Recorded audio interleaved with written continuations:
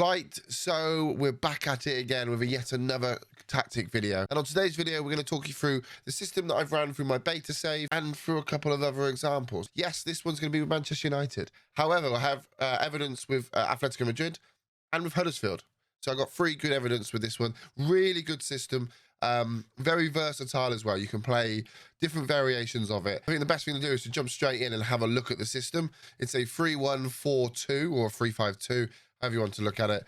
We utilize a DM in front of the back 3. So let's jump in and have a look. So yeah, it's another 3 at the back system. This is the team that I'm currently playing, or had played the beta save with on stream. We just built an absolute incredible team, and this is why I've had to do different examples, because this is such a good side. But basically the fundamentals is we're playing with wide midfielders. We did start with defensive wingers, and we also started with wing backs, but they didn't have that starting position that I wanted.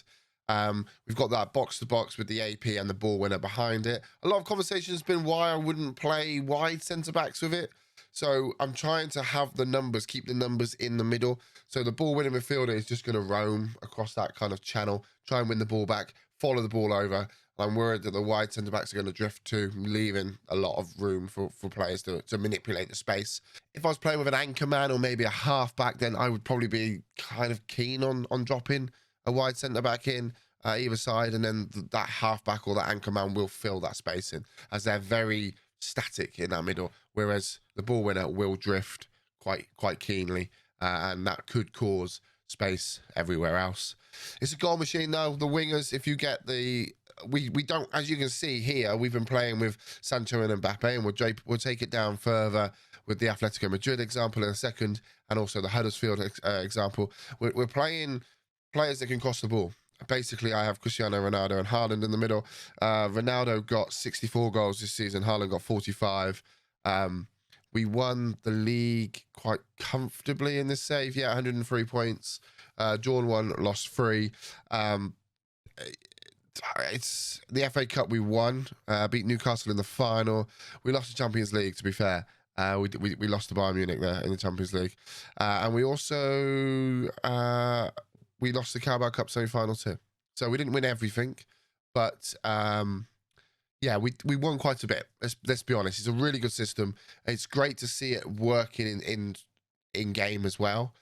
So what you find is that these wide midfielders really do get high up the pitch, but they also do track back. But they don't. We're not really asking much of them, because that ball winner will drift over and basically cover that side. As long as they don't have kind of really good talent, or like a 4-3-3 against you, or really good talented wide players, you're kind of all right. But that ball winner will double up with your left side of centre back or your right side of centre back and help out with you. We did it with Atletico Madrid as well. As you can see with Atletico Madrid, they've got quite a lot of talented players that can play that kind of area. Llorente is one of the best ball winning midfielders on the game. Like, he is so good that he'll do a great job there. One thing I will say is that ball winning midfielder it's a really thankless task. It's a real thankless role in the system. You're not going to get many players that are going to get a really high average rate in there, but just break it down, look at the statistics, see how many key tackles they're making. You'll see them in game making the tackles as well. But honest to God, I really do feel that player there is so key to how this system works. Again, goals of galore. Luis Suarez 23, Felix 21, Anton Griezmann got 17 too. But we had Conte and we had Correa on the either wings. As you can see, they're really not defensively minded, but they do have 15 crossing. Ball gets in the air, pop. That's all you need. We also had Conte again. He's very much a centre midfielder, but he's got the attributes to play out wide. He's also got good tackling. So actually, Conte was quite a good player, but he's not.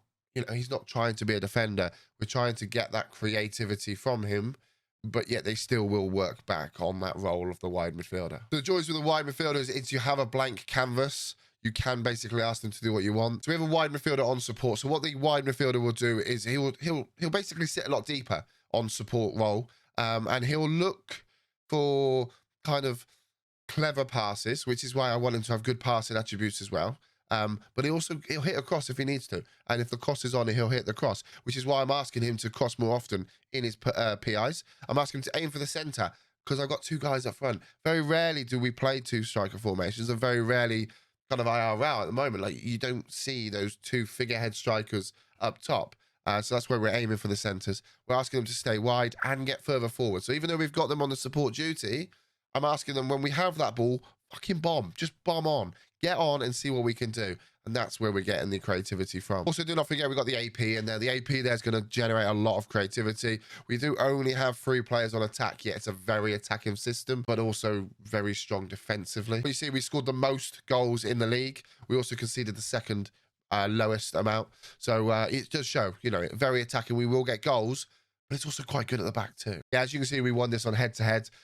We beat Real Madrid 2-0 and 2-1 and 4-1. So that's why we finished above them. But it was so tight at the top. It's a really tough league, by the way. Also, some big surprises. With Valencia missing out, Seville missing out. Good teams in this league. And last but not bloody least, Huddersfield Town. What I want to show you is this. So, Huddersfield. Why have I picked Huddersfield? First and foremost, one of my mods, Mulak, who helps me out with a lot of this. We discuss the tactics, etc., etc. He's a big Huddersfield fan. And he highlighted to me that the media prediction was that they're 23rd in the league out of 24. He said that there's a good system to play with Huddersfield because they've got some really good players that can play the roles. So I thought, let's try it. So we played a season with them. As you can see there quite clearly, 23rd is where they are predicted to finish. As you can see there, with Huddersfield, we actually managed to finish 6th in the league, which is the bottom of the playoffs, and beat West Brom, and then went on and beat Sheffield United in the final to get promoted. With a team that was meant to finish 23rd, this team actually did very, very well. Hogg there as the ball-winning midfielder did absolutely beautifully. And they got some good strikers, to be fair. Jordan Rhodes got 16 goals. Danny Ward 11. Fraser Campbell 10. So the goals were not as much as we have elsewhere. But when you look at it, 72 goals is the 5th best in the league. 51 conceded is the 9th best in the league. We finished 6th in the league. It's kind of where we probably expected us to be. And it just shows that this system can be used anywhere. The links to this system are down in the description. The main key takeaways from this is, again, I beat on it about it every time I do a tactic video. If you're playing through at the back, left-footed centre-back on the left, right-footed centre-back on the right, if you are bringing transfers in, go for tall, good headers of the ball, because my tactic for my near-post corners are also in this tactic, and you'll be able to do well with those. Here you go, near-post tactic for the corners. As you can see, the centre-back here, 6'5". They've got a 6'3". They've got a 6'5". It's a really good, really good. It's cheap, easy goals for you to score, especially if you're a team that's not expected to do so well. So the link to the tactic is all down in the description. There will be another system coming out later this week, which is called the Highlight Killer. It's one of my favorite systems I used last year. It is for when it's not a system that you use all year. It's not a system that you plug in and you play. It's a system that you use for when you are when it could be any sort of team, but when you win it, when you're winning a game and you want to close the game out, it's called the Highlight Killer because it just stops all those horrible highlights coming up. You put the system in, you play it. It's a very defensive, but yet you can get on the counter. You still score goals with it, but I wouldn't recommend it all the time. We'll break that down fully at the end of the week. But this system here, the 4-1-4, no, this system here, the 3-5-2. It is available right now. Link is down in the description. Come and check me out over on twitch.tv/Doop if you want to have any questions, or feel free to drop a comment down below. I do answer every single one.